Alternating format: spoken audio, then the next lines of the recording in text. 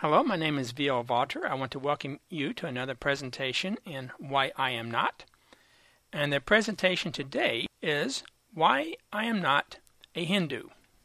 As with the other presentations, there will be 10 true and false that will give an overview of the particular religion, important people, important events, perhaps there are scriptures, whatever it may be. And then there will be a series of fill in the blank that will cover specifically distinctions between Hinduism and Christianity. Well, we're ready to get started. Let's look at question number 1. Hinduism was influenced by Buddhism and spread south from where Buddhism started. Is that true or false? That is false. Actually, Buddhism came out of Hinduism. Hinduism preceded Buddhism by about 1,000 to 1,500 years. Now, there are important differences between Buddhism and Hinduism. We'll be looking at 3 of those very key points. First of all, there is no priestly class. As we continue on in Hinduism, you'll soon see that the highest possible social class is for a priest. Well, there are no priests whatsoever in Buddhism. Continuing on, there's no caste system. We'll see the details of the caste system as we continue. Suffice for now for me to say that the caste system is not prevalent within the larger cities.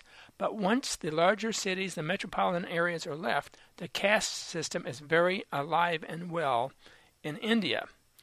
And lastly, there is no personal God. And what I mean by that, yes, there is a God, but there's no way to know him. There's no way for him to reveal himself to us as a total.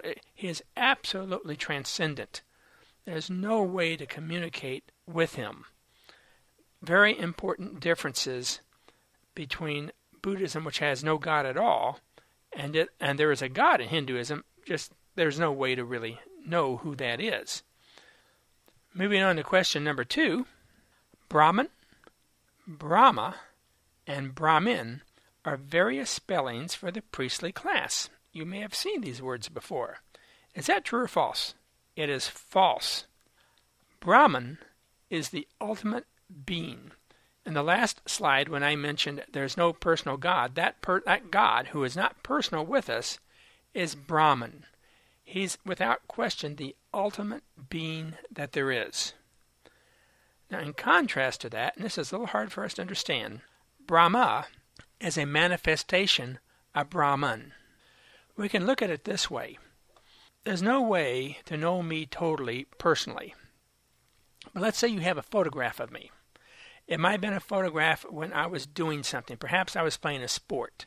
And as you show that picture to other people, you will discuss how this picture illustrates my activity, whatever that sport may be.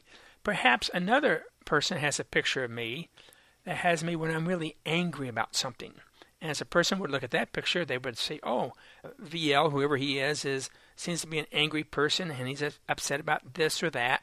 And Brahma is one of the manifestations of Brahman. It's like a photograph of him in which a part of Brahman is understood. So it's a manifestation. And lastly, and Brahmin is the priestly class.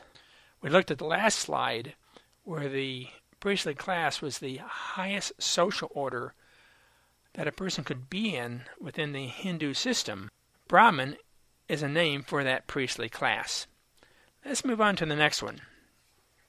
Hindus proclaim a deity like Christianity. Some would even say a trinity of Vishnu, Shiva, and Krishna.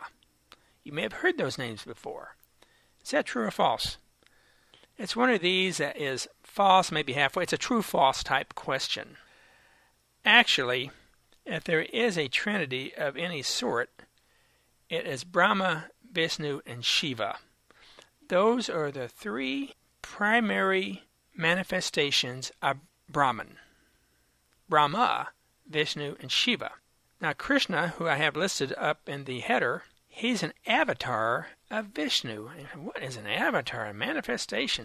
You've seen Hindu art before where you have a character who is blue. You can see it somewhat in the painting behind the lettering. It's kind of dark, but you can see the character in front has a blue cast to him. That's an avatar. An avatar is an earthly manifestation of Brahma, Vishnu, or Shiva, who are manifestations of certain elements of Brahman. There are millions of gods in Hinduism. Estimates have run between 200 and 300 million.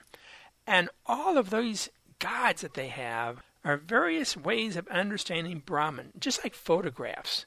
If you were to come to my house and get all of my photographs, let's say there were a number of activities that you would look at in the photographs. You couldn't see my face, but you could see the person. You might say, I'll give this person this name, and he does this. He's like this. And that's what these millions of gods are like. They're like little photographs illustrating, when they're all put together, what Brahman is actually like. Let's move on. A Hindu can be polytheistic or an atheist and still be a good Hindu. Now, that's an odd one, isn't it? True or false? Actually, that is true. A good Hindu is one who follows his dharma. That's what makes a person a Hindu. And we'll be looking at dharma shortly. He follows his dharma. Brahman himself can't even be known as it is. So once again, if atheist is understood in the sense of there's no personal God, then a person is an atheist and can still be a good Hindu because he will follow his dharma with the intent of someday becoming one with Brahman. In some ways, the idea of not being a personal God, but having a power, not being able to know Brahman fully, was illustrated in a movie series called Star Wars that I believe most of us are familiar with. His Yoda, and of course you're familiar with the term, the Force be with you. Very impersonal, even though it's the cumulative total of all those who have died before and become part of this. The Force itself is everything put together, and that's what Brahman is like. Let's look at the next one.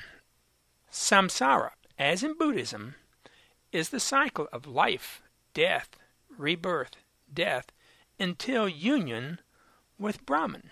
It's called samsara, what we call reincarnation. They actually call this whole process of birth, death, rebirth, etc., samsara. Is that true or false?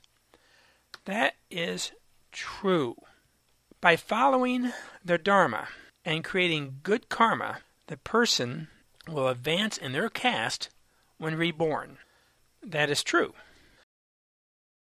Such as this art picture here illustrates of growing, dying again, and the cycle begins all over. It's very similar to Buddhism.